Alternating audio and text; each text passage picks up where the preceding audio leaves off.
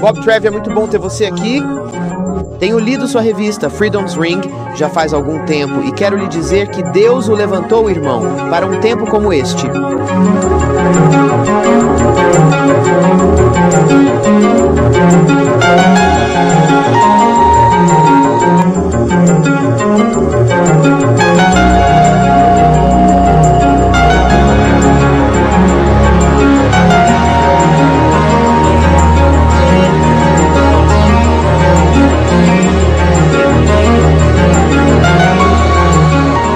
Eu sei que você tem muito a nos contar, e antes de começarmos, vamos pedir que o Espírito Santo de Deus esteja conosco, porque quero lhe dizer, pelo que já ouvi, você tem um conhecimento tremendo para compartilhar conosco.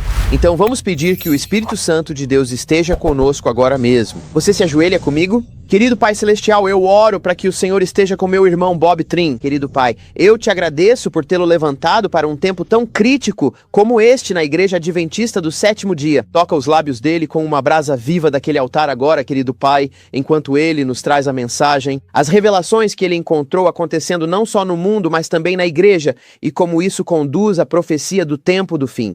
Para a honra e glória do teu nome, dedicamos este vídeo no santo e bendito nome de Jesus e por amor dele. Amém. Amém. Explique qual é o papel dos jesuítas na Igreja Adventista do Sétimo Dia, Bob, para aqueles que talvez não saibam. O papel dos jesuítas é desfazer tudo o que o protestantismo fez. Inácio de Loyola surgiu por volta da época de... O que é isso? Explique exatamente o que Loyola... Inácio de Loyola. Inácio de Loyola. Isso mesmo. Ele é o chefe dos jesuítas, o fundador dos jesuítas, no mesmo século em que Lutero promovia a reforma. A Contra-Reforma foi liderada pela Ordem dos Jesuítas.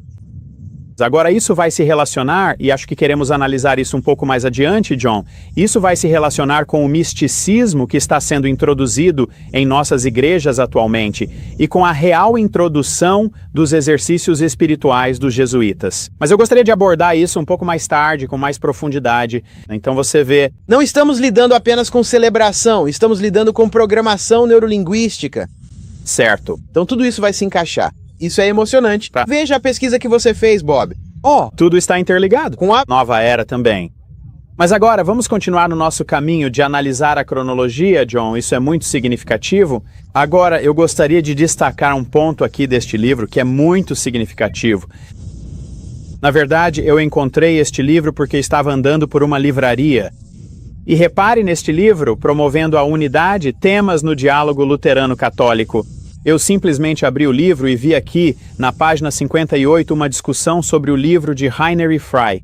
Aqui, unidade das igrejas, e aqui está a estratégia deles, apenas a estratégia geral, a visão geral. Você simplesmente encontrou isso enquanto caminhava por uma livraria. Ah, sim, eu examino as livrarias cuidadosamente. Simplesmente tropeça nessas coisas. Em contraste com isso, o autor escreve George Anderson e James Crumley, Rainer, esse é o jesuíta, e a atenção de Frey se concentra no aspecto hierárquico, jurídico e institucional.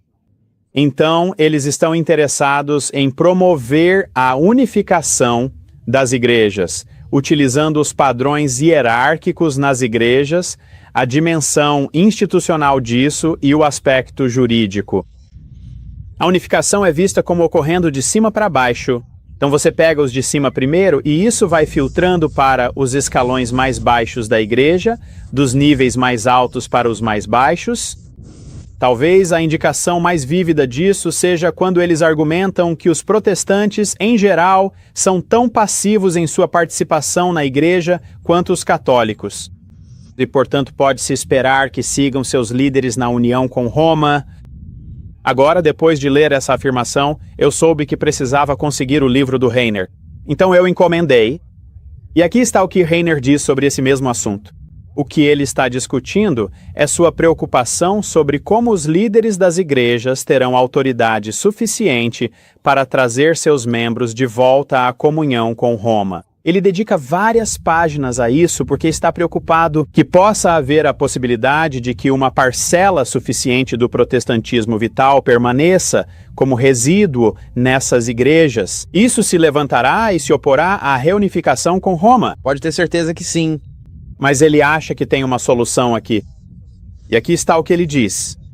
No entanto, mesmo que se reconheça uma diferença significativa na vida paroquial entre congregações católicas e protestantes no que diz respeito à liderança eclesiástica, a congregação média nas igrejas protestantes, de fato, geralmente pratica o tipo de obediência aos seus líderes religiosos que é costumeiro na Igreja Católica Romana. Gostaria de fazer um parêntese aqui, John, e falar sobre como funciona a estratégia dos jesuítas. Eles gostam de se infiltrar, eles gostam de mudar o pensamento, a filosofia, as atitudes, a ideologia. Eles gostam de se preparar e levam bastante tempo fazendo essa preparação. E então, quando chega a hora de agir, eles agem com velocidade relâmpago. Quando eles sentem que alcançaram o que desejam através da infiltração na estrutura, qual estão trabalhando, isso aconteceu na Europa Oriental. Na verdade, no início dos anos 1980, Malachi Martin diz que a maioria dos bispos ortodoxos orientais e dos bispos ortodoxos russos estava preparada para aceitar a primazia do Papa. E quando souberam que sua hora de infiltração havia avançado o suficiente, então eles agiram bang, bang, bang, bang e todas aquelas nações caíram aos seus pés. Mas agora, ouça aqui o restante deste parágrafo. É muito significativo. Então, o que eles estariam interessados em fazer, John? Eles querem que a congregação tenha a mesma atitude em relação à liderança que a congregação católica romana tem. Deles.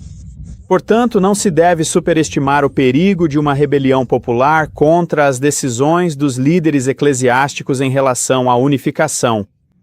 Com base em sua expertise teológica e em sua consciência religiosa, os representantes dessa liderança eclesiástica podem decidir a favor da unidade da Igreja. E também podem trabalhar com zelo suficiente entre os membros da Igreja para obter a compreensão deles em relação a essa decisão. Portanto, se começar uma rebelião popular, tudo o que precisa acontecer é a liderança eclesiástica ser um pouco mais zelosa e usar sua expertise, que a pessoa comum não precisa para integrá-los ao grupo à medida que avançam passo a passo.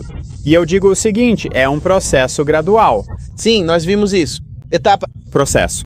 Nós vimos isso com certeza. Agora, outro ponto importante que Rainer destaca neste livro, John, é que na Igreja Mundial idealizada pelos jesuítas, cada igreja manterá sua própria estrutura. É muito mais sutil do que a maioria das pessoas imagina. Cada igreja manterá sua própria estrutura e terá seu próprio conjunto de crenças fundamentais, mas trabalharão juntas em uma atmosfera de diversidade reconciliada.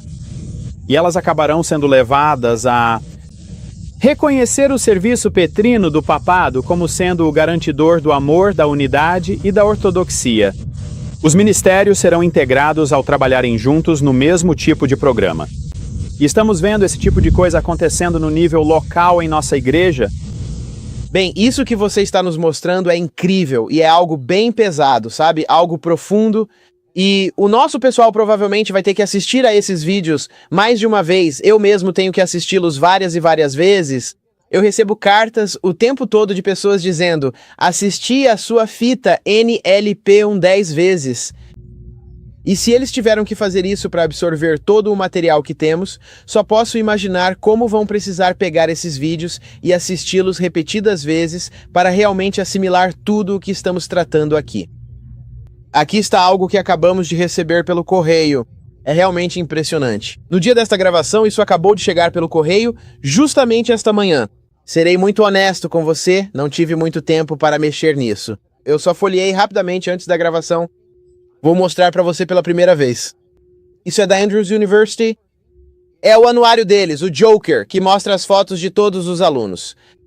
E eu só quero que nós vamos mostrar na tela para os telespectadores, e eu só quero que você, com seu conhecimento e expertise nessa área, comece a folheando este novo livro de fotos. da Andrews University, nosso seminário teológico aqui nos Estados Unidos, para nossos ministros adventistas do sétimo dia e nosso colégio e Universidade Adventista do sétimo dia. E apenas dê suas definições de pensamento ao virar as páginas.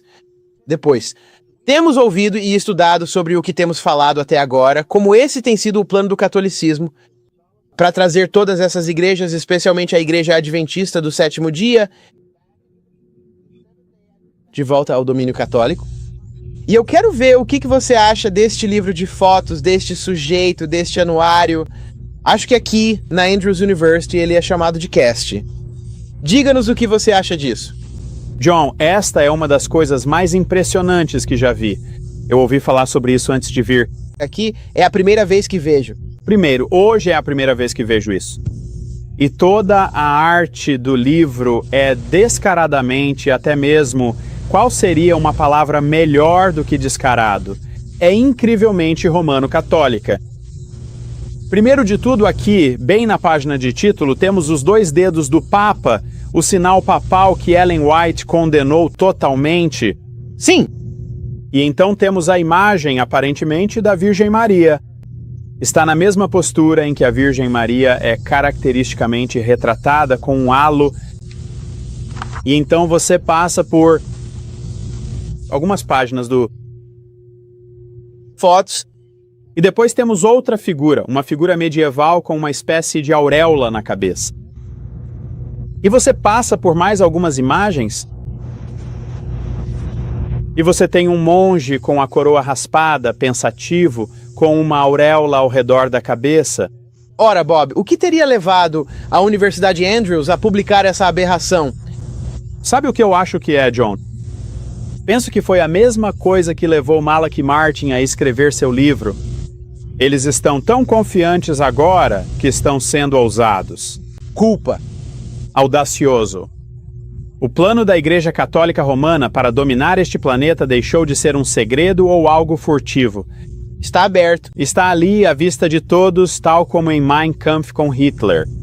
A próxima imagem, para mim, provavelmente é uma das mais surpreendentes do livro. Maioria ofensivo e ofensivo. Observe o aspecto de Cristo com suas vestes sumárias e verá que, em vez do batismo, ele é aspergido com água. Trata-se de um método de paganismo totalmente católico que foi incorporado à Igreja Cristã. Aliás, isso se encaixa perfeitamente com o tema de união na área do batismo. Sim. Com o batismo, a Eucaristia e o ministério. Ah, qual é aquele? Este aqui você tem novamente o sinal papal. Comente sobre esse, John, você mesmo. Alegrem-se comigo, encontrei minha ovelha. Olhe para os dois dedos. Agora, por que, quero dizer, você realmente acha, Bob, você sinceramente acha que os editores responsáveis por este anuário escolar, que são, na verdade, estudantes dedicados e talentosos... Equipe nisso. Assim, entendo. Você tem a equipe do Andrew, eles não podem dizer os estudantes fizeram isso, não tivemos nada a ver. Isso é besteira. Você acha que existe alguma possibilidade, no entanto, de que eles tenham feito isso inocentemente? Ah, não. Quero dizer, é algo planejado. Toda essa arte foi planejada. Toda a arte é desse personagem nesse livro. E seguindo adiante aqui, temos uma representação católica da Última Ceia. Você vê os ralos e... Indo mais adiante aqui está uma imagem muito marcante. E naquele tempo, teu povo será libertado, todo aquele que for encontrado escrito no livro. Agora, o que isso está dizendo? Está dizendo que aquelas pessoas católicas ali, os monges, os padres, fazem parte do povo de Deus durante o tempo de angústia. E esses são os 144 mil. As freiras, esses são os que serão libertos. Isso é inacreditável. Quero dizer, você já imaginou que a nossa igreja, que as nossas instituições, que pessoas se autodenominando adventistas do sétimo dia, não só estariam olhando para isso, mas promovendo, imprimindo e endossando esse tipo de coisa nos periódicos das nossas instituições? E a importância de Andrews é enorme porque ali estão os pastores em formação, os administradores, os professores de todo o campo mundial. Aqui está uma figura com o colarinho da freira que sobe até o queixo. E no verso está uma das mais significativas de todas. Eis o homem, diz a inscrição. E há uma imagem católica de Cristo com o sinal de 2 dedos do Papa feito com uma só mão. E por outro lado, há uma bola de cristal que representa a união de espiritualismo e o papado. Essa impressão da Universidade Andrews é absolutamente tão significativa que demonstra isso. Tudo o que discutimos até agora neste vídeo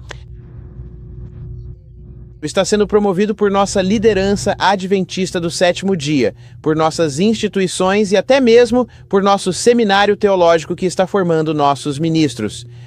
Nosso povo não precisa mais se perguntar por que estão ouvindo o que estão ouvindo dos nossos púlpitos adventistas do 7º dia. Nosso povo não precisa mais se perguntar por que está ouvindo nos sermões de sábado coisas que nunca ouviu antes, por que está lendo em nossos periódicos coisas que nunca viu impressas antes na Igreja Adventista do 7º dia. Agora eles podem entender o motivo. John, neste livro do Karl Rahner sobre a unidade das igrejas, temos algumas coisas muito significativas que... Em que página está? Bem, é a penúltima edição, John. Ok? Atenciosamente, talvez esta seja a última edição. É como se os jesuítas tivessem planejado tudo isso e nós estivéssemos seguindo o roteiro pré-estabelecido por eles. Bem, eu acho que quando entendemos o que os jesuítas estão dizendo e comparamos, isso nos leva a algumas reflexões muito ponderadas. João, aqui na página 8, por exemplo, há várias teses neste livro, Unidade das Igrejas. O que é este mês? Muito bem, este seria o mês de outubro. Certo, outubro de 91, certo, 1991. Ok. A primeira tese trata do uso de credos. E eu gostaria de comentar isso por 1 minuto, John, porque quando respondemos a este documento sobre batismo, eucaristia e ministério, veja bem, todas as igrejas devem responder a isso. 186 igrejas. E a Igreja Adventista do 7º dia concordou com isso, certo? Não apenas assinamos um documento pedindo a unidade das igrejas, como também enviamos nossa resposta oficial, que está neste livro. As igrejas respondem ao bem, que significa batismo, eucaristia e ministério, volume 2. E a Igreja Adventista do 7º dia está listada nesse documento oficial. Quem foi o representante da Igreja Adventista do 7º dia que assinou isso? A da Comissão de Fé e Ordem, pelo que entendi, Dr. Dutter. E não é incrível? Ele dá aulas no seminário teológico em Andrews, certo? Sim, claro. Isso já acontece há décadas. Absolutamente. John, foi a primeira vez que me dei conta de que tínhamos respondido. Deste livro, Batismo, Eucaristia e Ministério, 1982 a 1990, relata-se o processo e as reações. Veja bem, é um processo de convergência. E todas as igrejas estão respondendo e discutindo sobre o que concordam, o que discordam, como reagem a essa declaração. Durante décadas, isso vem acontecendo nos bastidores. Agora, eu descobri por acaso que tínhamos feito uma resposta a partir deste livro sobre o processo e as respostas das igrejas. E aqui ele lista várias categorias de igrejas que responderam e diz que algumas denominações adotaram uma resposta comum. Igreja Católica Romana, Exército de Salvação e Adventistas do 7º dia. E o relatório que foi elaborado para a Igreja Católica Romana foi preparado pelo Secretariado para a Promoção da Unidade dos Cristãos em Colaboração. Aliás, o Secretariado para a Promoção da Unidade dos Cristãos participa conosco das Famílias Confessionais Mundiais ou Comunhões Cristãs Mundiais atualmente. Foi preparado por eles em colaboração com a Congregação para a Doutrina da Fé. Esse é o termo moderno para o Santo Ofício da Inquisição. Então eles responderam, nós respondemos. Por isso eu queria muito conseguir a nossa resposta para examiná-la e ver exatamente o que dissemos, porque a estratégia da unidade das igrejas de Karl Rahner baseia-se no documento Batismo, Eucaristia e Ministério, que por sua vez se fundamenta nos documentos do Concílio Vaticano II. E logo no início do livro Unidade das Igrejas, de Karl Rahner, discute-se como o livro foi produzido em colaboração e em consulta com o mundo. famílias confessionais das quais fazemos parte. E a Igreja Católica Romana faz parte disso. E a Comissão de Fé e Ordem, na qual temos um membro participando, veja você. Eu estou simplesmente impressionado enquanto estou sentado aqui ouvindo você apresentar todas essas informações para nós. A dívida de gratidão, em primeiro lugar, que os adventistas têm com você pela pesquisa que você fez, mas também nosso agradecimento a Deus por ter colocado isso, por ter te inspirado a fazer isso, por ter te chamado para isso, porque Deus percebeu que o nosso povo adventista precisava ter um pesquisador válido que coletasse todos esses dados.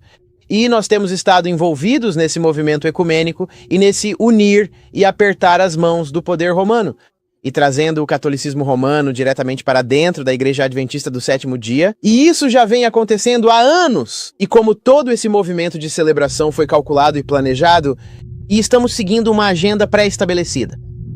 Eu até recebi há poucos dias uma fita enviada por um casal com a gravação de um sermão que foi pregado na igreja deles, junto com a transcrição da fita, na qual o pastor disse à congregação que católico significa universal.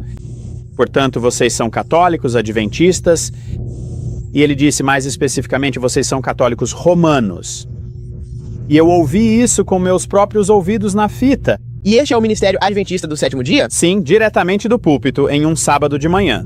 Aqui está a declaração a qual estou me referindo. Este livro sobre a estratégia, baseado no Documento Bain e no Vaticano II, é um produto de estudiosos experientes, apoiando-se no trabalho anterior do Concílio Vaticano II, da Comissão de Fé e Ordem do Conselho Mundial de Igrejas, dos Diálogos e Reflexões Teológicas e de famílias confessionais mundiais como a Federação Luterana Mundial. Então, está tudo interligado. Veja, tudo está interconectado. E na primeira tese, o elemento credal se torna muito dominante. E John, isso é o que fica muito claro. O que você quer dizer credal? Você quer dizer tirado do credo católico? Deixe-me ler a tese. Ela diz: as verdades fundamentais do cristianismo, expressas nas Escrituras e no Credo dos Apóstolos, de Nicéia e Constantinopla, obrigatórias para igrejas parceiras da Igreja. Veja o que os jesuítas querem fazer. É contornar a reforma do século XVI, voltar à forma como as coisas eram antes disso. E está muito claro que Rainer considera, e os jesuítas consideram, a reforma protestante como uma rebelião que aconteceu, mas agora as igrejas estão deixando de lado sua rebelião, elas têm uma consciência ecumênica, todas estão voltando para a... Voltem para casa. Voltem para casa. As igrejas protestantes voltem para casa. Vamos amor, unidade. Vamos ter amor, unidade e celebrar juntos. Com certeza. É isso aí. Esse é o código. Então agora, lembre-se de como a igreja entrou em apostasia. Os argumentos do grande conflito eram que Ellen White registrou o que estava acontecendo na época. Quando a apostasia estava se desenvolvendo, os idólatras, com algumas concessões da parte deles, propuseram que os cristãos também fizessem concessões, para que todos possam se unir na plataforma da fé em Cristo. Constantino. Agora, uma parte muito importante desta primeira tese são, como eles comentam, os comentários de Heinrich Frey sobre ela. No livro, a única igreja possível só existe se for uma comunidade de fé. Agora, eu me deparei com isso repetidas vezes no seminário. Nos escritos acadêmicos dos jesuítas e dos estudiosos, há essa ênfase na comunidade de fé. Somente a comunidade de fé pode fazer teologia. Somente a comunidade de fé é anterior ao indivíduo. O indivíduo é incorporado à comunidade de fé.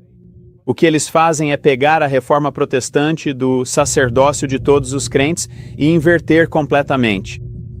E a igreja dá ênfase ao indivíduo. Agora eu tenho um livro aqui, John, que gostaria de me referir a...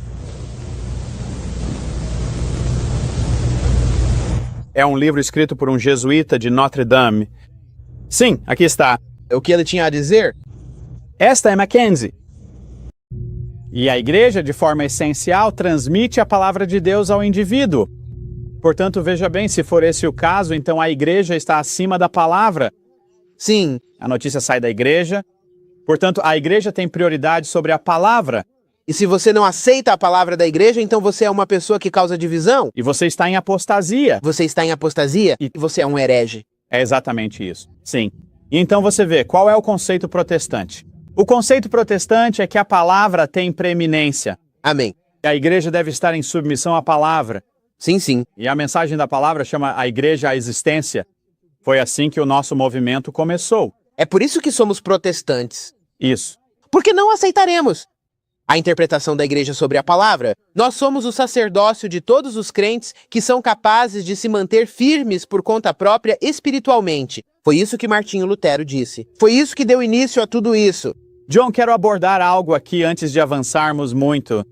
E eu tenho outro livro aqui que quero que você veja. Você tem muitos livros, Bob. Sabe, vamos apenas deixar a fita rodando, irmão. Você só precisa nos mostrar esse material que você tem.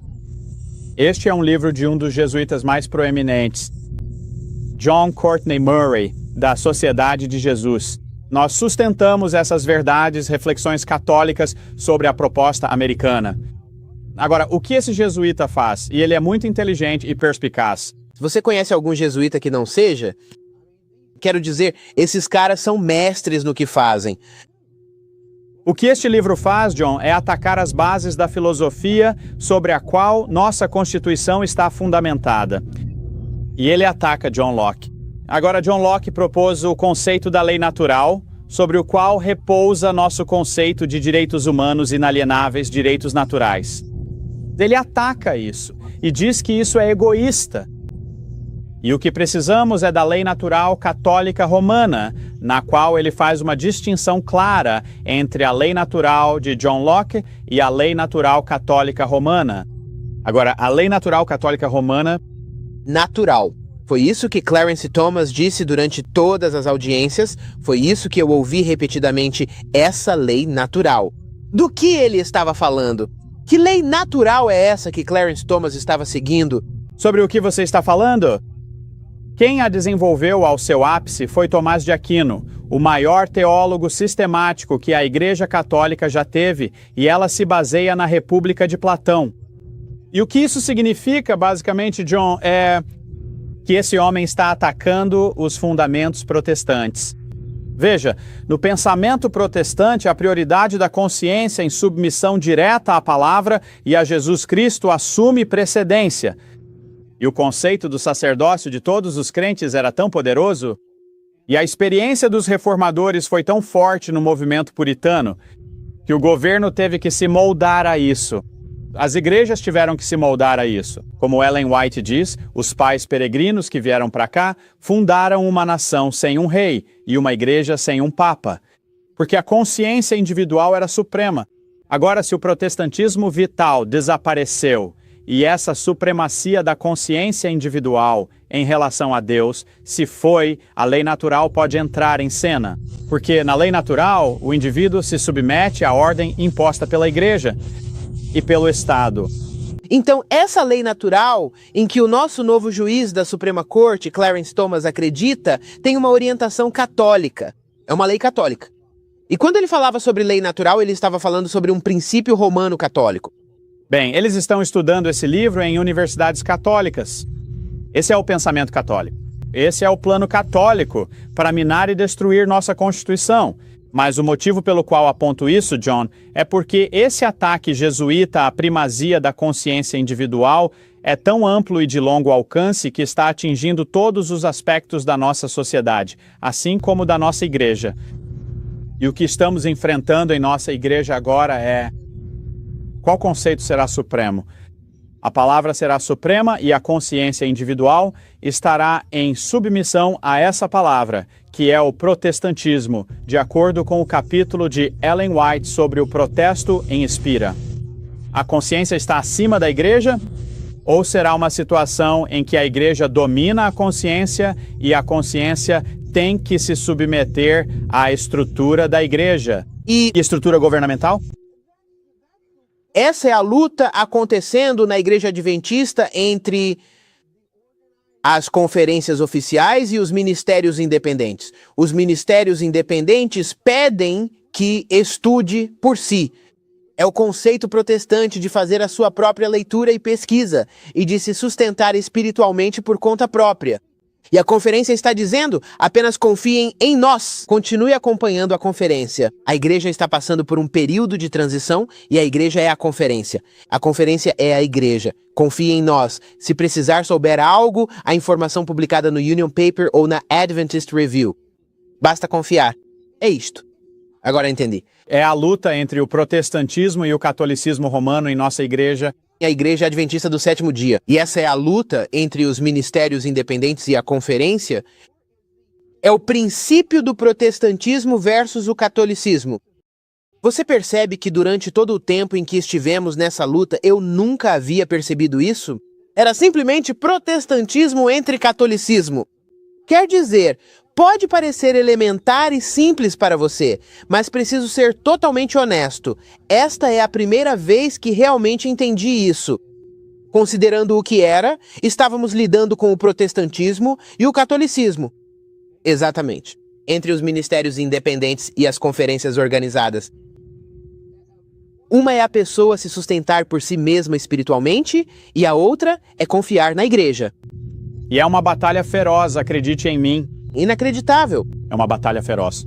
Inacreditável. E é por isso que este livro, O Grande Conflito, tem cada lição que precisamos dominar. Todas as lições. Digo-te, eu simplesmente devoro esse livro. Se há uma coisa que as pessoas aprenderam com meus vídeos, é o meu amor pelo triunfo do amor de Deus, o grande conflito. E eu simplesmente amo aquela edição grande do Colportor, com letras grandes, e eu simplesmente passo por ela. Quando chego ao final, começo tudo de novo. Se o nosso povo estivesse apenas lendo e estudando, poderia ver isso pelo que realmente é. É isso mesmo, é uma luta entre o protestantismo e o catolicismo. Com certeza. E essa luta em torno do documento sobre batismo, eucaristia e ministério é exatamente isso. Porque deixe-me ler para você um trecho da resposta dos valdenses.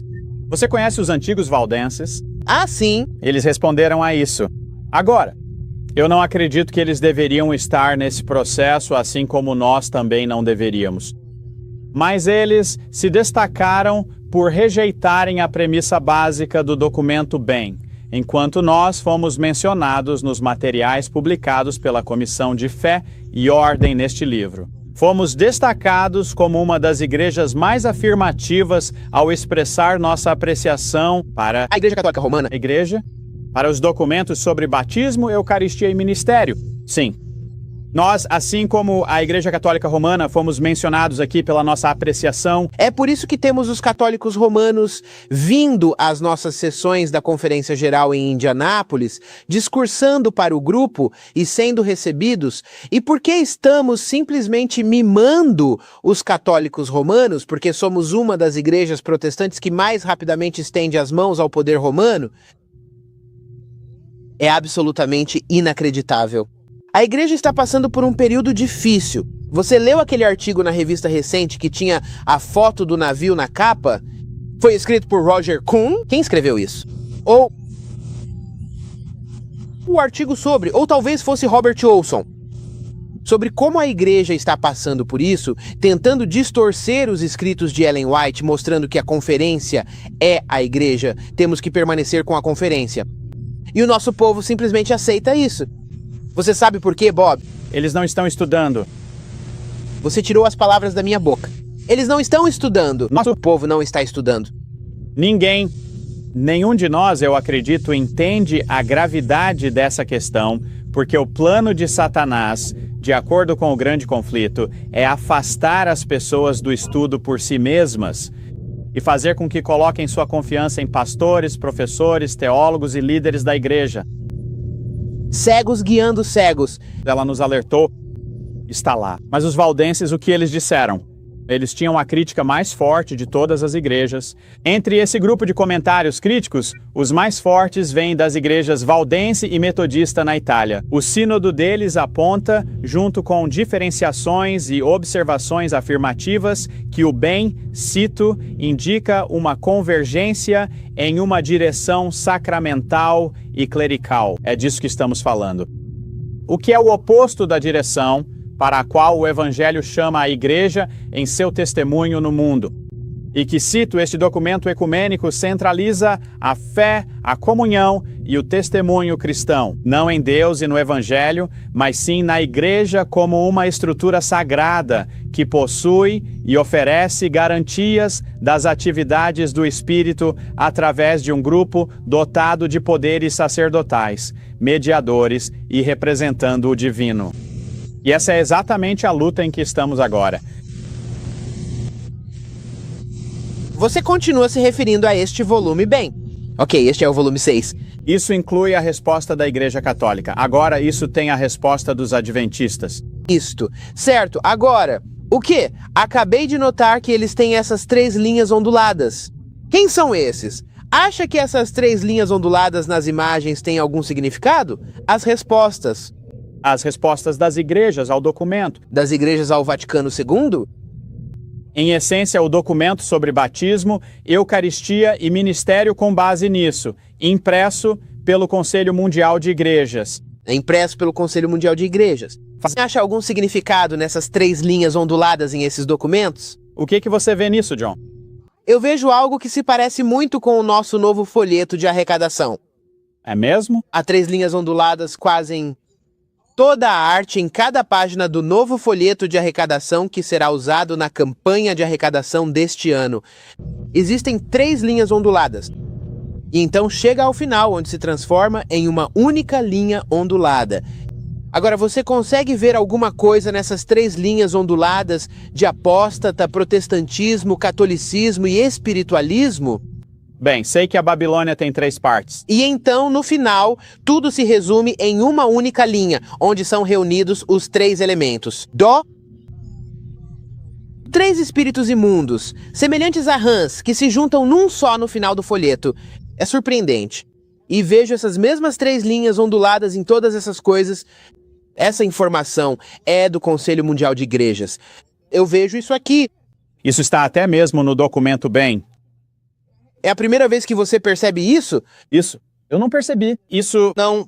me chamou a atenção sobre as 3 linhas em cada um deles. Você já viu o nosso folheto de arrecadação? Não. Eu Não vi. Ah, você não viu. Então estou te contando isso pela primeira vez. É isso mesmo. Estamos ambos aprendendo hoje. Estou percebendo que em todos esses livros você tem essas 3 linhas onduladas em todos eles. E estas são exatamente as 3 linhas onduladas que estão no novo folheto de arrecadação dos adventistas do 7º dia. E elas representam apostasia, protestantismo, catolicismo e espiritismo. E todos eles estão se unindo. Sabe, isso é realmente incrível, Bob. John, você sabe, o que nos levou a tudo isso foi o fato de que, enquanto eu passava rapidamente pela resposta adventista do 7º dia aqui, sublinhei e fiz anotações onde nos referimos às crenças fundamentais. Porque a primeira parte, a própria primeira tese da estratégia para unir todas as igrejas, a estratégia jesuíta, é essa questão de um credo na comunidade de fé. Aliás, houve um editorial recente na Review que apoiou fortemente esse conceito de comunidade de fé e se opôs à ideia de que alguém pudesse desenvolver teologia de forma isolada, como Noé, Elias ou Moisés, sabe, ou algo parecido, de qualquer forma. As crenças fundamentais são mencionadas repetidamente.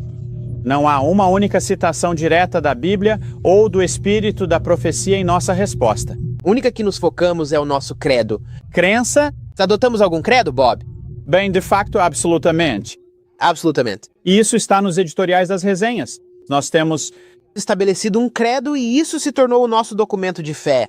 Mas o que é tão significativo nisso, John, é que os jesuítas gostam que uma igreja adote um credo, porque assim eles podem manipular esse credo. E o credo pode mudar e evoluir para reunir todas as igrejas novamente. O nosso credo muda. O nosso manual da igreja muda? Pode apostar que sim. De acordo com os caprichos dos irmãos da conferência, eles mudam. Eu vou dizer que eles fizeram uma análise bastante rigorosa em comparação com as nossas crenças fundamentais e até comentaram aqui que o documento bem é católico demais em sua intenção. Mas eu enfatizaria que sempre há um desenvolvimento em etapas nesse processo. E veja, esse fato crucial para mim é que agora está baseado em um credo. Nossa resposta a isso.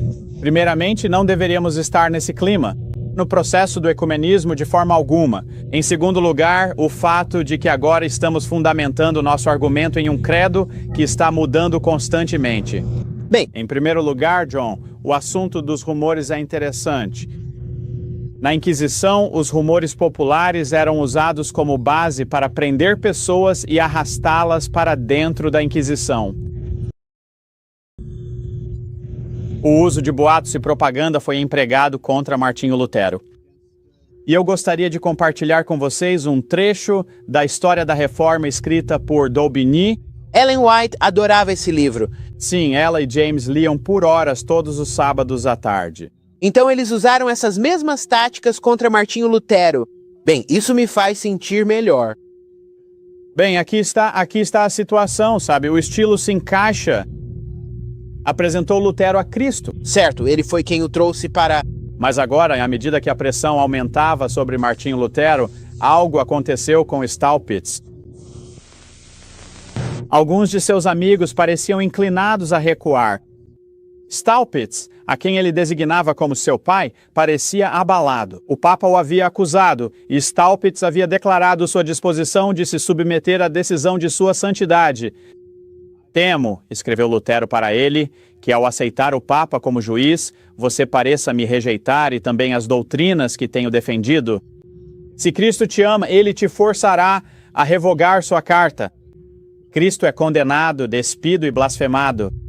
Este é um momento não para temer, mas para levantar a voz. Por isso, enquanto você me exorta a ser humilde, eu o exorto a ser orgulhoso, pois você tem humildade demais, assim como eu tenho orgulho demais. O mundo pode me chamar de orgulhoso, ganancioso, adúltero, assassino, antipapa, alguém culpado de todo tipo de crime. Recaiu sobre ele? Tudo veio ele, eles o acusaram. O que importa? Desde que eu não seja repreendido por ter ficado em silêncio de forma maldosa naquele momento, nosso Senhor disse com tristeza, olhei para a minha direita e vi que não havia ninguém que quisesse me conhecer. A palavra de Jesus Cristo não é uma palavra de paz, mas de espada. Se você não quiser seguir Jesus Cristo, eu caminharei sozinho, avançarei sozinho e sozinho carregarei a fortaleza. E assim Lutero reconheceu que estava em uma batalha.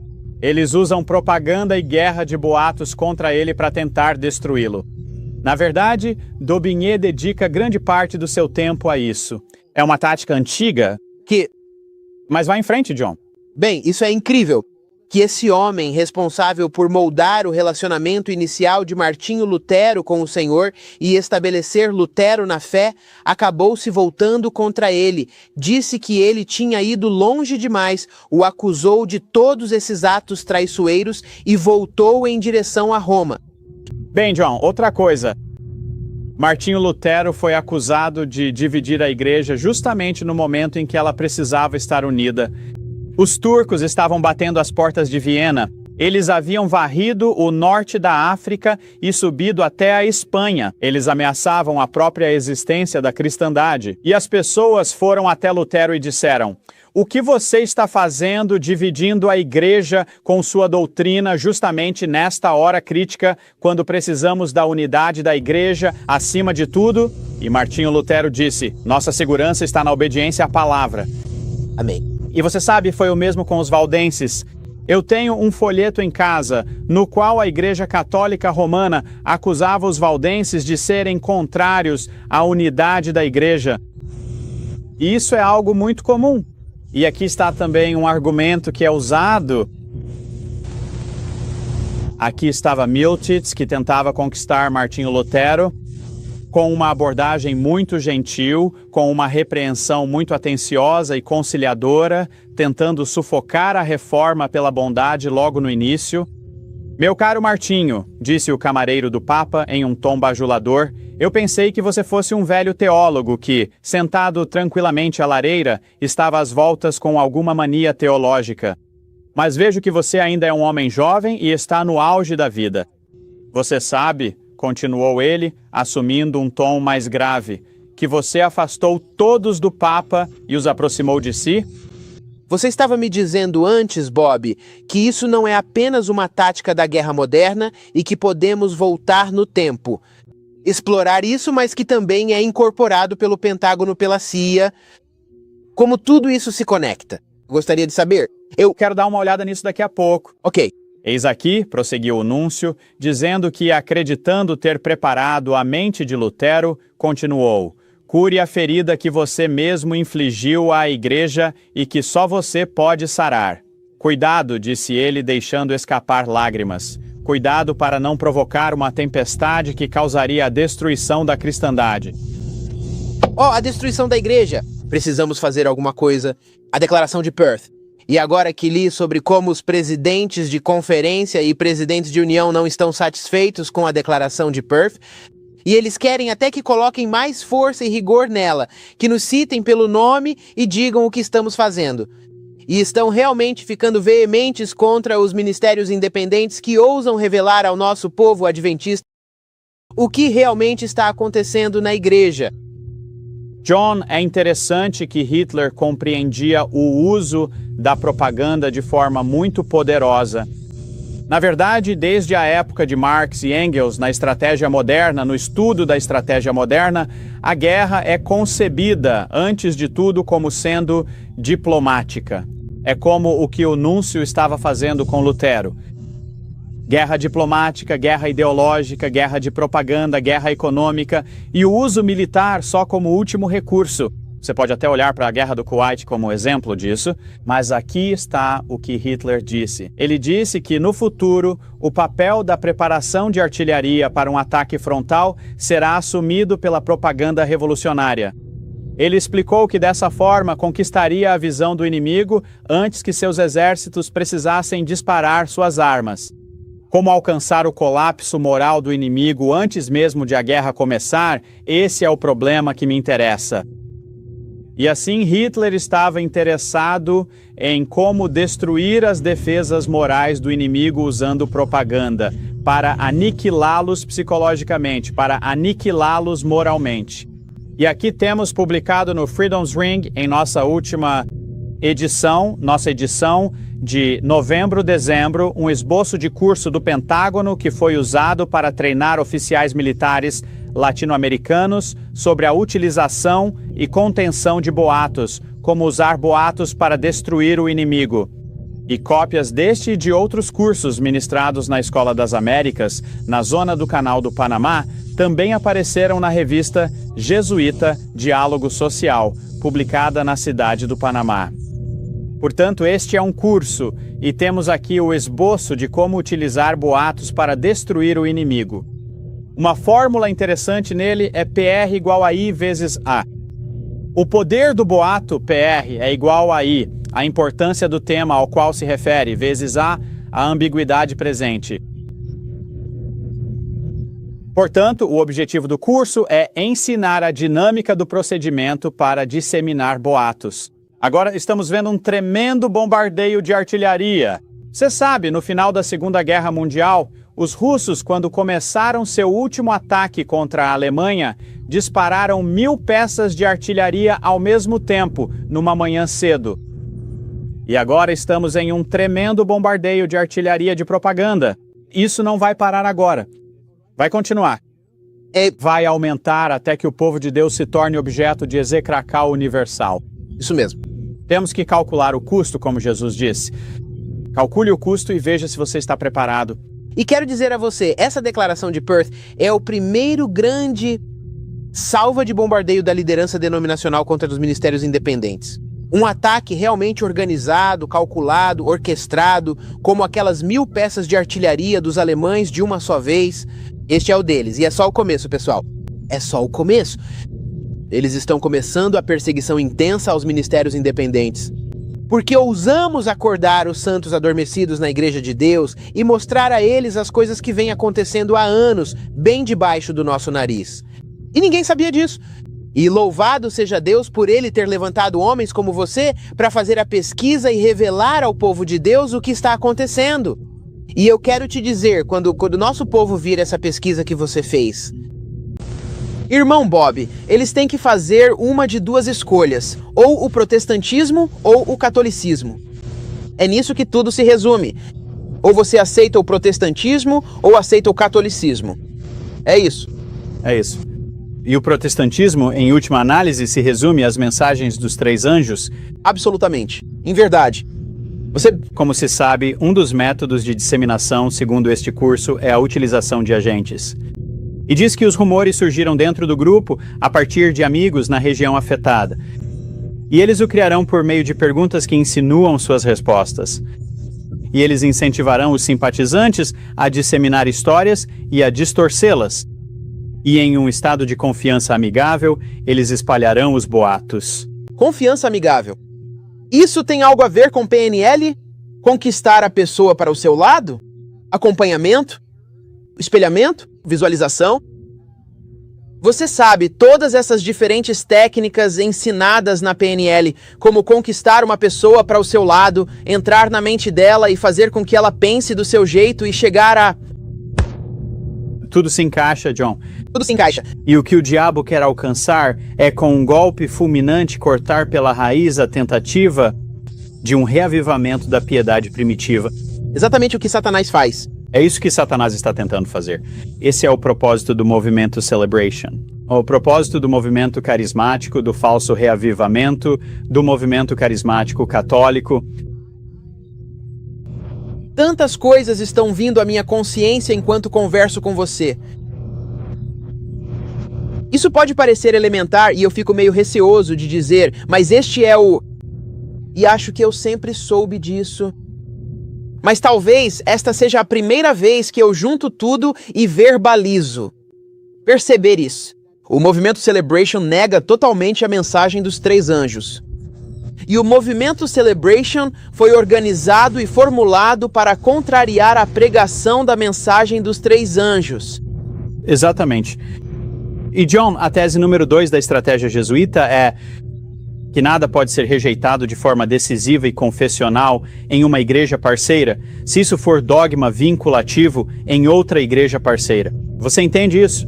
Isso significa que qualquer coisa que a Igreja Católica Romana defenda não pode ser rejeitada de forma decisiva na Igreja Mundial por outro grupo ou entidade.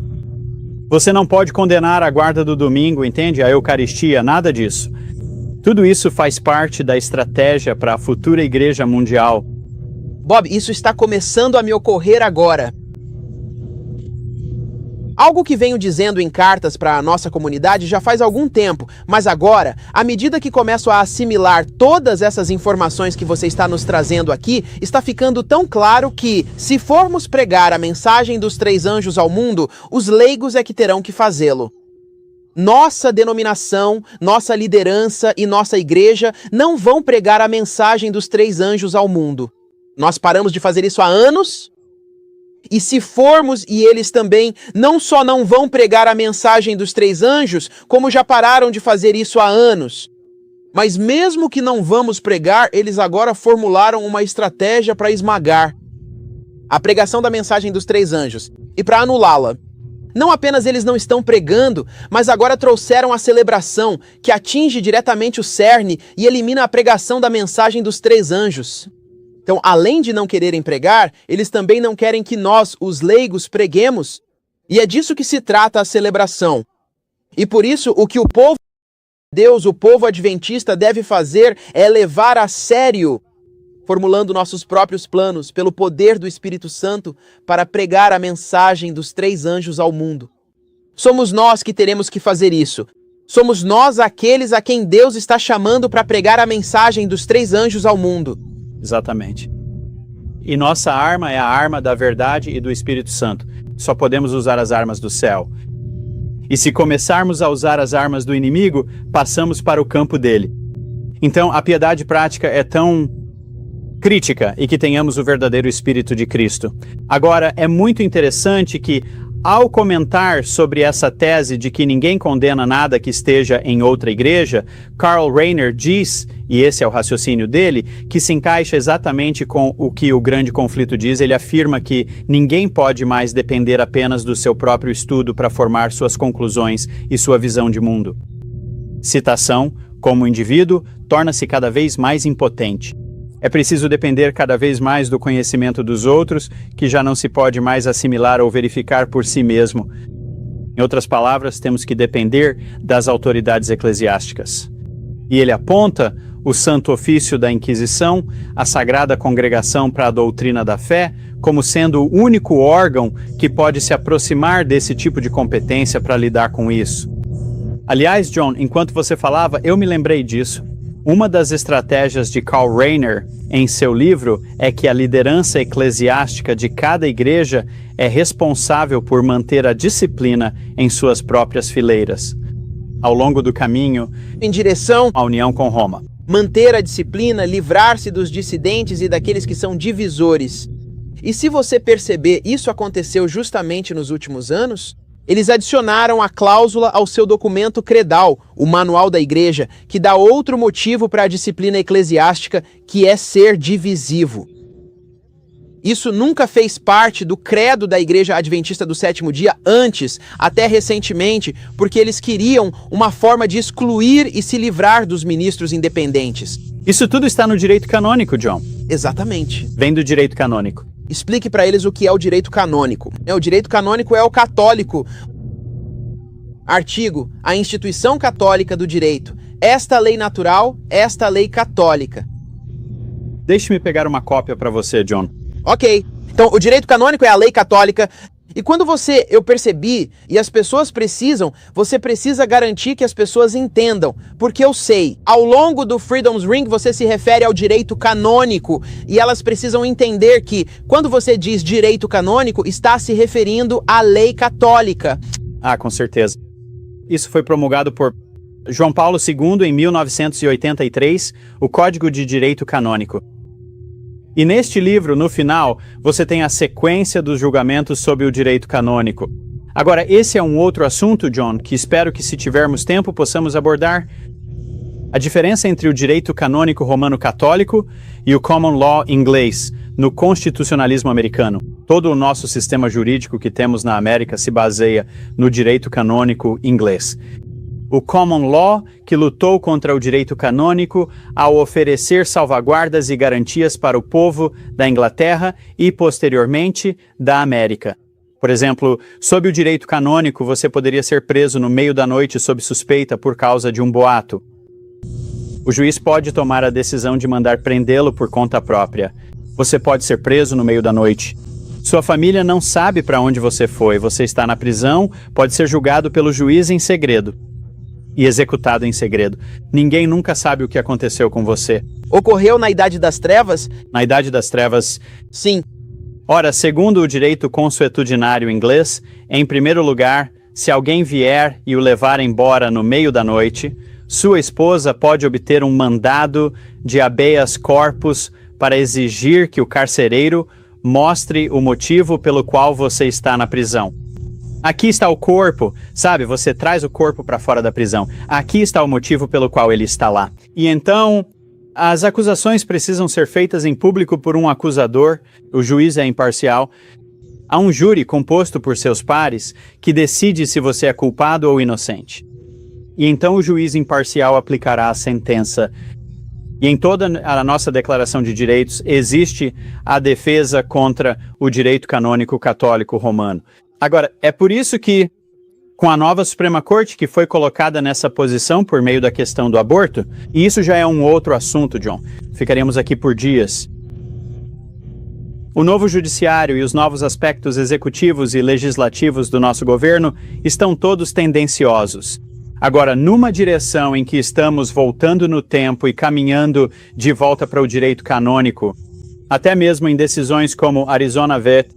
Fulminati, os juízes dissidentes disseram: agora, neste caso, nos afastamos do nosso sistema jurídico acusatório e aceitamos o sistema inquisitorial.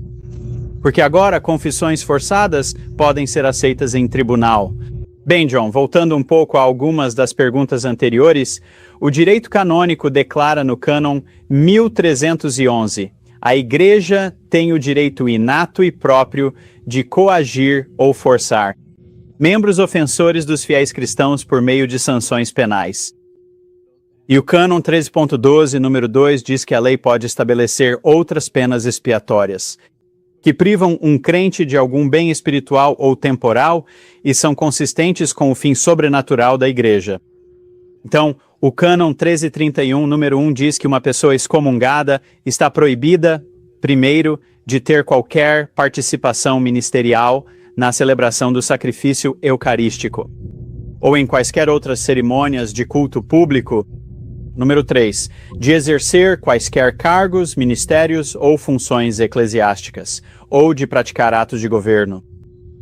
E então, número 4, ele não pode adquirir validamente uma dignidade, cargo ou outra função na igreja. Depois, na área de controle de receitas, número 5, ele não pode apropriar-se das receitas de qualquer dignidade. Você percebeu que receita é um grande problema? Isso é o mais importante. Aquele livreto sobre o dízimo estava na recente edição da Adventist Review.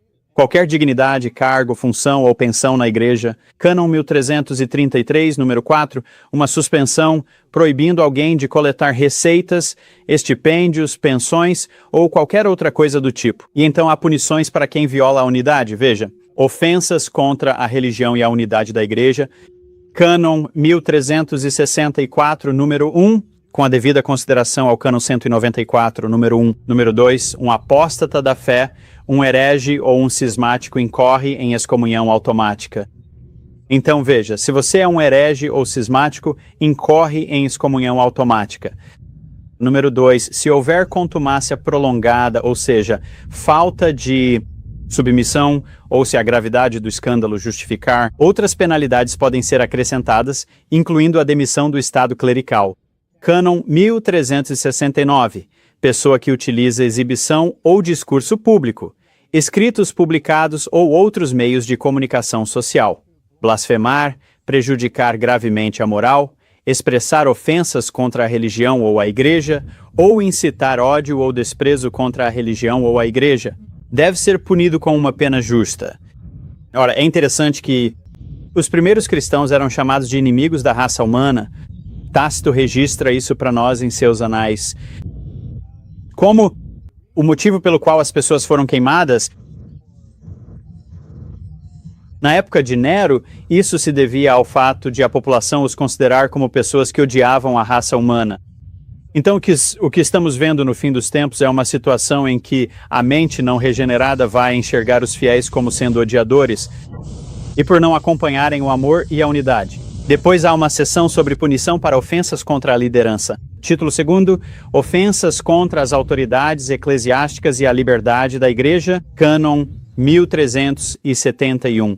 Os seguintes devem ser punidos com uma pena justa. Cânon 1373, aquele que publicamente incita hostilidades ou ódio entre os súditos contra a sé apostólica ou contra um ordinário. Um ordinário é uma pessoa que recebeu um cargo direto, como um pastor ou algo do tipo, em razão de algum ato de poder ou ministério eclesiástico, ou incita os súditos a desobedecê-los, deve ser punido com interdito ou outras penas justas. O cânone 1374 prevê que quem se associa a uma organização que conspira contra a igreja deve ser punido com uma pena justa. Quem promove ou modera tal associação, no entanto, deve ser punido com uma interdição. E tudo isso faz parte do direito canônico. Sim. Direito católico romano. Então, ouça o cânon 1404. A pergunta que fazer: onde estão escritas coisas em escrituras? Isso não, o espírito da profecia. Se as escrituras são nossa norma para nossas atividades, de onde virão todas essas outras coisas? Vem diretamente do direito canônico católico romano. Escute esta, cânon 1404. O primeiro C não é julgado por ninguém. É tipo, o Papa não é julgado por ninguém. O modo de procedimento para remover pastores, cânon 1740, quando o ministério de qualquer pastor se torna prejudicial, ou pelo menos ineficaz por qualquer motivo, ele pode ser removido da paróquia pelo bispo diocesano. Cânon 1741, as razões pelas quais um pastor pode ser legitimamente removido de sua paróquia são especialmente as seguintes. Em primeiro lugar, uma forma de agir que seja gravemente prejudicial ou perturbadora para a comunidade eclesial.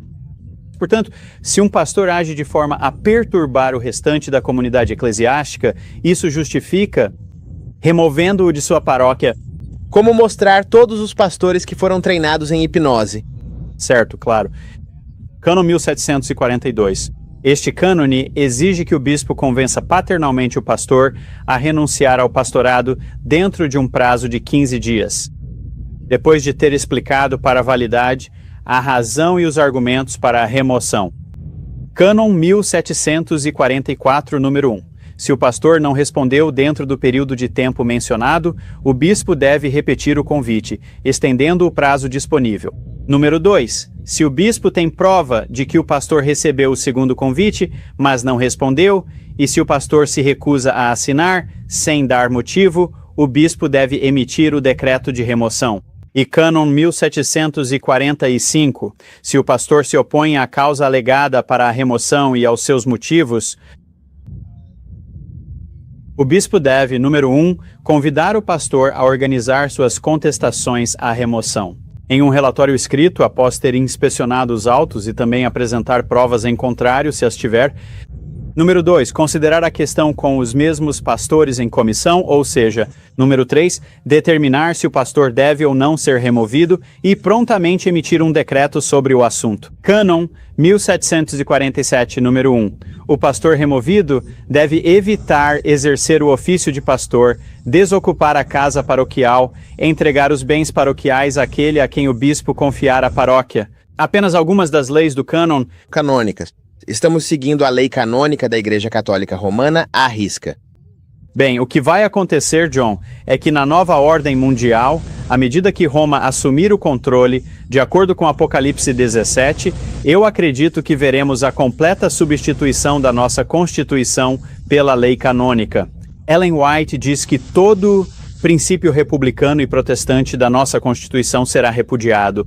E você pode ver, de acordo com isso, que qualquer um que se manifeste contra o Papa ou de alguma forma contrarie o pensamento da Igreja Católica Romana será sujeito à penalidade. Enquanto estamos gravando isto, esta é a primeira semana de dezembro de 1991. Você viu nas notícias esta semana, Bob, sobre como a Igreja Católica Romana está tão envolvida nessa nova ordem mundial e como todos estão olhando para o Papa João Paulo para ter um papel importante nessa nova ordem mundial. Quero dizer, até mesmo a mídia. Quero dizer, eu vi isso nos jornais e nos telejornais várias vezes só esta semana. Sobre a nova ordem mundial e o papel que o Papado Romano e o Papa João Paulo II estão desempenhando nisso. Exatamente. Quero dizer, todas as peças do quebra-cabeça estão se encaixando. Até mesmo, John, o Tratado de Genocídio, por exemplo, e em nossa Constituição, sob o artigo 6, número 2, qualquer tratado que fizermos se torna a lei suprema do país. E isso é projetado para atingir qualquer um que promova ódio contra uma classe, religião ou grupo de pessoas, mas o ódio está nos olhos de quem vê. E assim como a antiga população romana chamava os cristãos de inimigos da raça humana, então o chamado mundo cristão, que na verdade é uma apostasia, no final vai considerar os verdadeiros fiéis como sendo inimigos da raça humana e eles se tornarão sujeitos a essas leis. Mas veja, isso tudo remete a... Quero dizer, não consigo deixar de pensar em Elias quando o rei Acabe disse: "Tu, perturbador de Israel." Quero dizer, você sabe, aqueles que ousaram se manifestar contra a apostasia da liderança sempre foram acusados de serem os causadores de todos os problemas e de serem inimigos da unidade, inimigos da paz e inimigos da raça humana. E todos os problemas foram atribuídos a eles porque ousaram se manifestar contra a apostasia. Quero dizer, isso acontece há milhares de anos. Isso vai acontecer em uma escala massiva. E nós estamos em... Mas o nosso povo está pronto, Bob? Nosso povo adventista está pronto para essas coisas que estão acontecendo? Não pronto, John, poder, Senhor. Os fracos podem virar como eles são. Eu temo pelo nosso povo. Eu temo pelo nosso povo. Nosso povo está ligando, sabe? Nós temos 6 linhas de atendimento nacionais que antes funcionavam apenas nos Estados Unidos. Bem, agora temos o 1-800-H Slove, que funciona em todo o Canadá, sabe? Quase toda a América do Norte agora. 1-800-H Slove. E o nosso povo adventista está ligando de toda para a América do Norte, Alasca e Havaí, Canadá, todas as províncias e até de Porto Rico e das Ilhas Virgens e nos ligando, e nossa equipe está só no telefone. Quero dizer, sabe, só ontem nossa telefonista estava absolutamente exausta quando deu 5 horas. Ela estava simplesmente exausta. Que Deus a abençoe. Linda disse, Pastor John, todas as 6 linhas acenderam o dia todo. Você. Sabe, parece que é quase tudo o que fazemos. E o nosso povo adventista está ligando e simplesmente implorando por ajuda. E contando as coisas que o pastor deles disse, coisas que o pastor está colocando no quadro de avisos sobre nós. A tremenda calúnia e boato que está sendo propagada da conferência para os pastores e dos pastores para os membros da igreja sobre nós. E parece que o nosso povo não consegue resistir ao ataque que está sendo feito contra eles pela liderança. E eu estou com medo, Bob, estou com medo pelo nosso povo adventista. Eu realmente não acredito que eles ou qualquer um de nós estejam preparados para esse tremendo ataque católico que está vindo até nós através da nossa liderança. Com certeza. Você sabe, Alvin Toffler, o renomado pensador social que escreveu o livro Power Shift, diz nele, e eu acho que é uma palavra de sabedoria, que vemos todos esses fragmentos de informação que aparecem, pequenos pedaços disso e daquilo, e é demais tentar lidar com cada fragmento. Mas se pudermos olhar para o quadro estrategicamente, e é isso que queremos fazer aqui hoje, qual é a estratégia? Qual é a estratégia de Deus para o fim dos tempos? Qual é a estratégia da Babilônia? E o que estamos fazendo é analisar as fontes da Babilônia para ver qual é a estratégia deles. E se estiver exatamente de acordo com o que Deus nos disse, a estratégia seria essa. E quando conseguirmos lidar com isso, conseguiremos enfrentar isso muito melhor. Quando enxergamos o panorama geral, a estratégia e como todas essas peças se encaixam. E é com isso que estamos lidando. Estamos nos últimos dias, John. Estamos em Apocalipse 12:17 neste momento. Temer a Deus e dar-lhe glória. É guardar os mandamentos de Deus. É obedecer a sua santa e gloriosa lei. Que é a expressão do caráter dele. Que é a norma única de amar. Amá-lo de todo o coração, entendimento e alma e ao próximo como a si mesmo.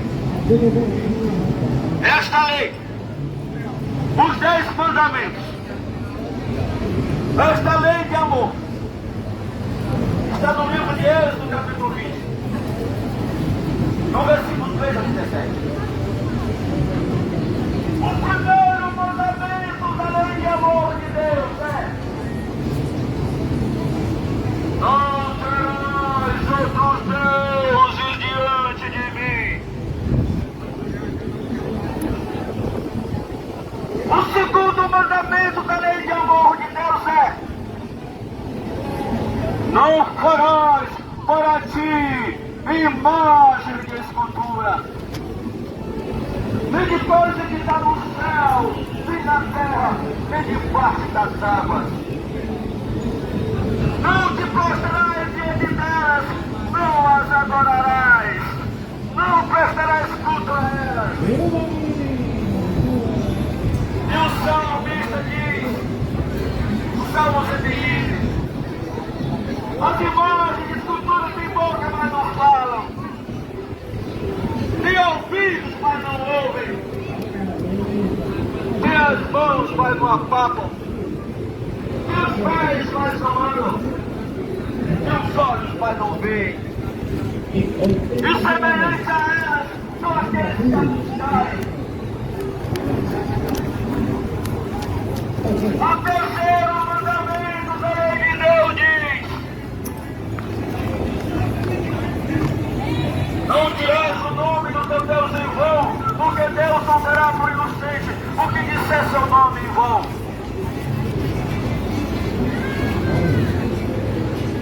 E o quarto mandamento da lei de Deus diz: lembra-te no dia do sábado para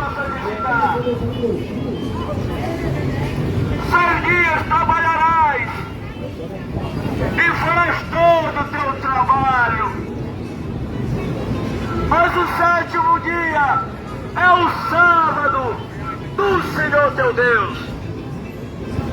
Nesse dia, não farás trabalho nenhum, nem tu, nem o teu filho, nem a tua filha, nem o teu servo, nem a tua serva, nem o teu animal, e nem o forasteiro que está dentro das portas. Por quê? Diz o mandamento. Porque em 6 dias fez o Senhor o céu, a terra, o mar e tudo o que neles há. E no 7º dia, Deus abençoou, santificou e descansou.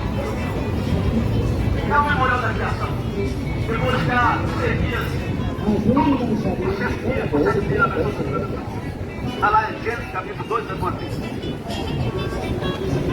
Gente, não é o domingo o dia santo. Não é o domingo o dia de guarda. Não é o domingo de descanso. Não está na Bíblia. O domingo é a criação do paganismo. Foram os pagãos da antiguidade que levantaram o domingo para adoração ao principal Deus de Roma, o Sol. Olha a palavra Sunday no inglês. Traduz para o português, dia do Sol. Faça uma pesquisa para ver a origem do domingo. Você vai encontrar. Enciclopédia britânica, outra enciclopédia. Olha o domingo, como é que surgiu? Agora, como é que ele chegou ao nosso dia? Sabe como foi? Pela tradição religiosa. Roma papal. Igreja Católica Romana era no 321 da nossa era. Ela aderiu à ação de Constantino quando mudou o sábado para domingo. E, através do campo 29, do Concílio de Odisseia, ela sancionou essa mudança, mudando do 3º século o sábado para o domingo. A história diz tudo isso aí. Olha a história. Está tudo na história. Foi Roma papal que mudou o sábado para o domingo sem autorização divina. Deus não autorizou mexer no mandamento dele. Os mandamentos de Deus são as únicas partes que ele não permitiu que ninguém escrevesse. Ele escreveu com o cabo dele dentro do tamanho de terra. Uma tábua, amor a ele, outra tábua, amor ao próximo como assim. Gente, o domingo, o primeiro dia da semana, é a marca da besta. O Apocalipse 13:17. O sábado não. O sábado é a marca de Deus. É o sinal de Deus, seu povo. Esse aqui é o fim de vida. Esse aqui é o fim das 12 dias. Esse que Deus não sabe, para que sirva de sinal e de voz. Para que saibais que eu sou o seu vosso Deus santificado. Jesus disse: minha mais guardareis o meu poder. O domingo, o primeiro dia da semana, será a marca da besta. O sábado não. O 7º dia da semana é a marca de Deus. O sinal de Deus no seu povo. O 5º mandamento da lei de Deus diz, está escrito: honra teu pai e a tua mãe, para que se conduzir na terra do seu destinado. O 6º não matarás. O 7º não adulterarás. O 8º não furtarás. O 9º não mentirás. E o 10º não cobiçarás a casa do teu próximo, a mulher do teu próximo, as coisas do teu próximo. Oh, minha gente, arrependei-vos e creio no Evangelho. Quando é chegado o reino de Deus, Deus que troca o caminho, a flor na vereda, e não lugar de estar. Olha que lugar que tem. Me permita que o Senhor, o Todo-Poderoso, único, Deus único, Todo-Poderoso, habite o teu filho no teu coração. Porque Deus amou o mundo de tal maneira que Ele deu seu Filho unigênito, para todo aquele que nele crê não pereça, mas tenha a vida eterna. Oh, gente, a vida eterna está à nossa frente. Essa é uma questão de decisão. Crer. Aceitar. Todo aquele que invoca o nome de Jesus Cristo será salvo. É uma decisão. A A mão do Todo-Poderoso lhe está aberta para recolher. E a porta da graça ali está aberta para nos receber. É só uma questão de decisão. É apenas crer, acreditar. O sangue de Jesus, o seu filho, o seu pecado, primeira questão, mas glória. Hoje não ouvi a sua voz. Não endureçais os nossos corações.